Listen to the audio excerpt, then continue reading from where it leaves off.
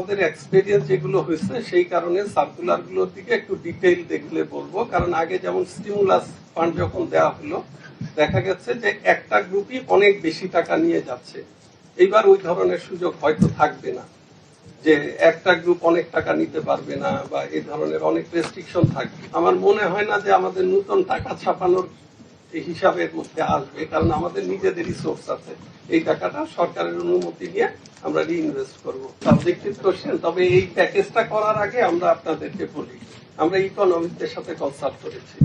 আমরা কনসাল্ট করেছি ডিফারেন্ট টাইপের, আমাদের এখানে যারা বিভিন্ন ডিপার্টমেন্ট আছে তাদের সাথে আমরা কনসাল্ট করেছি, বিজনেস লিডারদের সাথে আমরা কনসাল্ট করেছি, মাইক্রো ক্রেডিট নিয়ে যারা যে সমস্ত ব্যক্তিরা কাজ করেন তাদের সাথে।